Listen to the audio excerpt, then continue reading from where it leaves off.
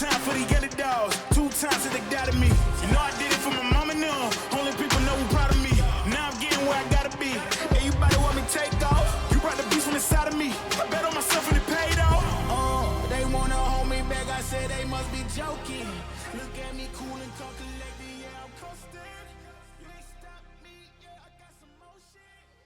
Dobro večer ljudi, dobrodošli u 20. epizodu MMA Imperije. Ja sam Nikola Klajić, a večeras ćemo razgovarati o Radetu Opačiću koji se vraća u okviru Glory 107 turnira, o UFC Fight Night događaju koji se odigrao prošlog vikenda, odnosno o penzionisanju Gilberta Burnsa, kao i u UFC-u koji se odigrava ovog vikenda, ali i o mnogim drugim stvarima u okviru borilačkog sveta.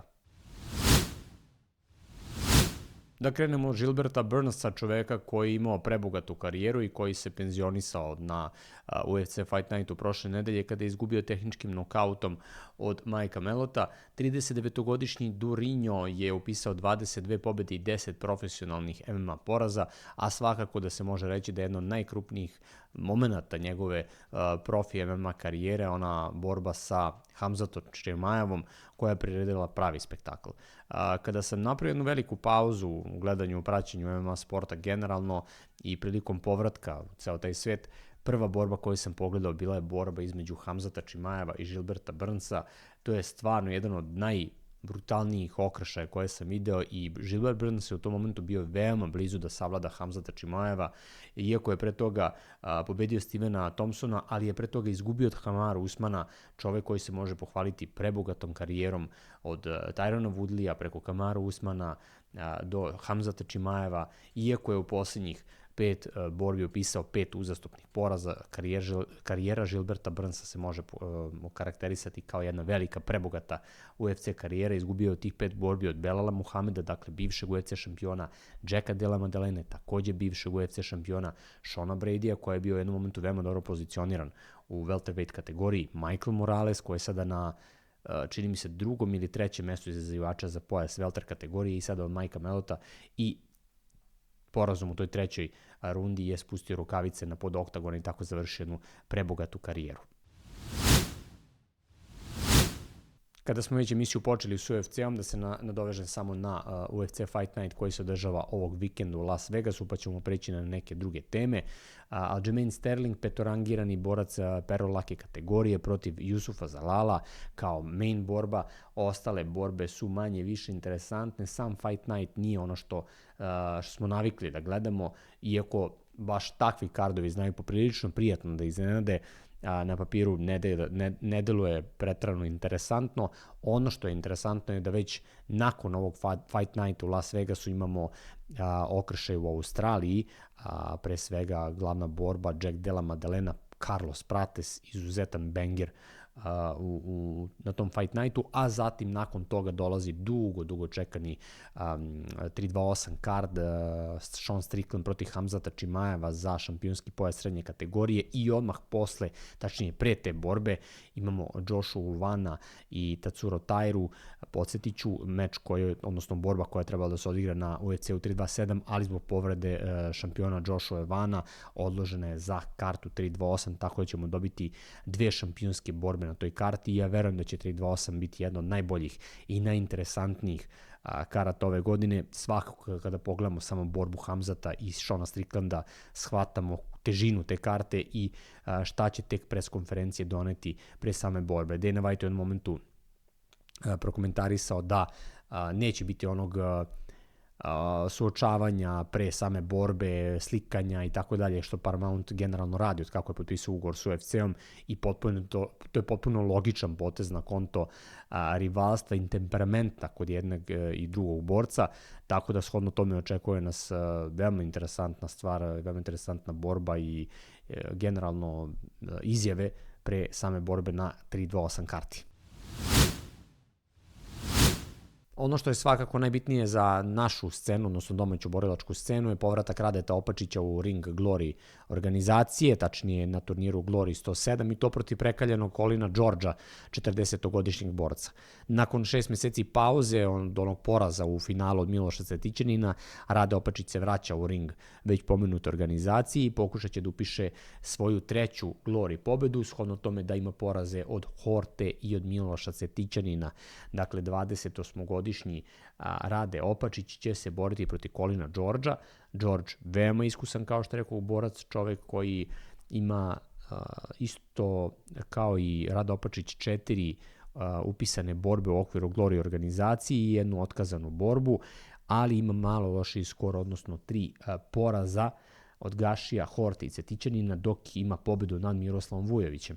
Tako da ovog vikenda Rade Opačić se vraća u Ring Glory organizacije i pokušat će da povrati, da poboljša svoj skor i da ponovo krene tim pobedničkim nizom. Dakle, čovek koji je bio deo i One Championship organizacije i sada Glory organizacija, tu kao što rekao doživio poraz od Horte, ali i od Miloša Cvetićanina u finalu i sada se nakon pauze vraća u ring najelitnije kickboks organizacije na svetu, pa mu želimo puno sreće.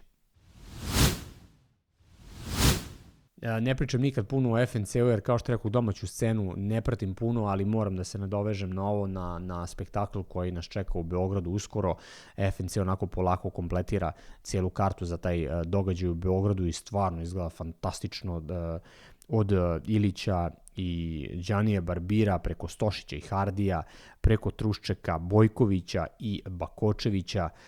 Stvarno karta za sad izgleda fenomenalno i mislim da ću ispratiti taj event, iako nisam nikad bio na FNC-ovom eventu, mislim da će ovo biti prvi. Lepe vesti na konto dokumentarnih filmova.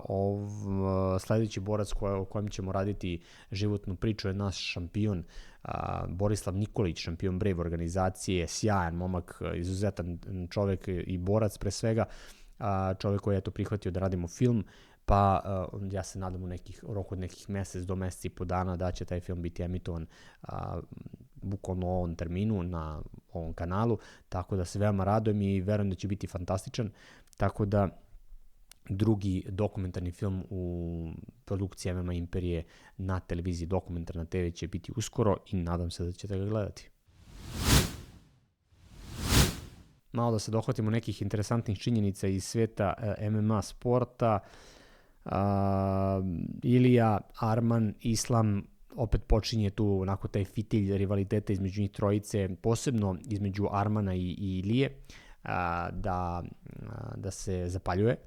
Arman je ponovo krenuo napad na Iliju preko raznih podcasta, intervjua i društvenih mreža, Ilija mu vraća s druge strane. Islam je izjavio da je spreman za jul, vidjet ćemo šta će to biti i ko će to biti. Svakako da je tu u welter kategoriji poprilično široka lista boraca koji mogu da se nađu u oktagonu sa šampionom već pomenute kategorije, a s druge strane Ilija Topurija nekako sve više obraća pažnju na Armana i na Islama nego na Justina Gaethjea. Gaethjea su bukvalno svi otpisali u tom okršaju za šampionski pojas lake kategorije na Freedomu 250, odnosno u Beloj kući. I samim tim onako prilično su lako otpisali Gaethjea. Ne kažem da Gaethjea može tu da pobedi, vjerojatno ga ja lako otpisujem, ali nekako je potpuno u drugom planu. Arman i Islam su i dalje glavni fokus Ilije Topurije. Vidjet ćemo kako će se to sve odigrati, ali svakako da Arman definitivno zaslužuje tu šansu za šampionski pojas i kroz to što pokazuje u oktagonu i van njega. Šta bismo još mogli da kažemo, Francis Ngannou je izjavio da bi pre penzionisanja voleo da se nađe u oktagonu sa John Jonesom i isproba se u toj borbi, a nakon toga bi mu bilo potpuno sve jedno. To je zaista okršaj koji smo svi dugo čekali, super fight poput Islama i Ilije, ali eto, nažalost, nismo to nikad dobili. Putin je odlikovao Piotra Jana ordenom za zasluge prema otadžbini i mnoge druge borce, odnosno sportiste u Rusiji, ali eto, Piotr Jan kao šampion bantam kategorije takođe dobio orden. I to bi otprilike bilo to. Dakle, Ulbrek se oporavlja nakon povrede u okviru poluteške kategorije. Sećamo se one povrede protiv Iržija Prohaske za šampionski pojas. Dakle, imamo 2 nova šampiona, praktično sveža, ajde da kažemo Joshu Vana i Carlosa Ulberga. Mnogo se to promenilo, od Piotr Jan je sad šampion bantam kategorije, Islam je u welteru, dakle, konstantno se menjaju ti šampioni. Eto, jedino ta teška kategorija, tu je totalno rasulo i nadam se da će sad promeniti jer imamo na Freedomu borbu Cyrila Gana i Alexa Periri i samim tim potencijalni okršaj pobednika te borbe protiv Toma Spinala koji je i dalje neaktivan. Ja ne znam kad se čovjek posljednji put borio, ako izuzmemo ovu borbu protiv Gana kada se povredio, tu praktično ne možemo ni gledati da se borio, tako da poprilično neaktivan šampion. Imamo i dakle to Hokita i Bladesa na Freedomu, to će biti vrlo interesantno videti. Ankalaev konstantno nešto iskače na društvenim mrežama, odnosno Ali piše, izaziva, sada je round 3 izazvao, tako da vidjet ćemo šta će tu matchmakeri organizovati, ko će tu sa kim ući u potencijalni okršaj i kako će generalno izgledati poluteška kategorija nakon osvajanja šampionskog pojasa Carlosa Ulberga.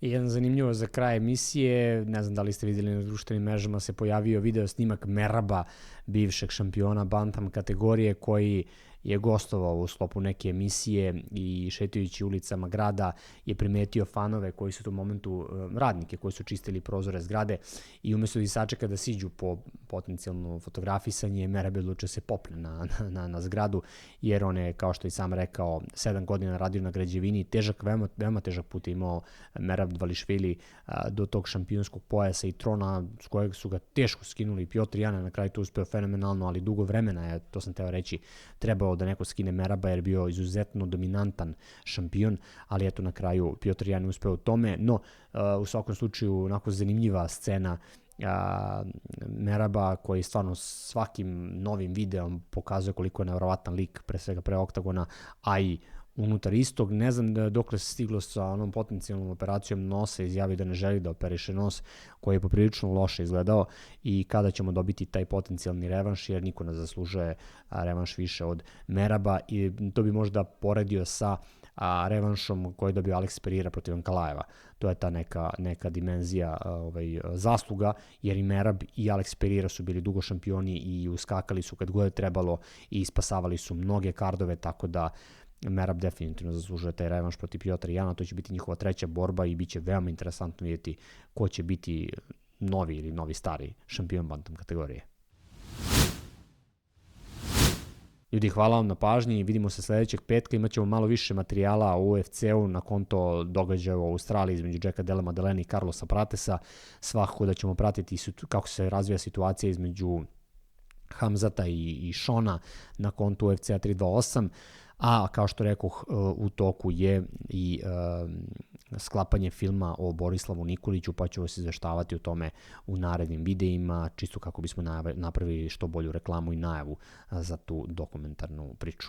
Hvala vam na pažnju, ostanite uz Dokumentarnu TV i vidimo se kao i uvek narednog petka. Doviđenja.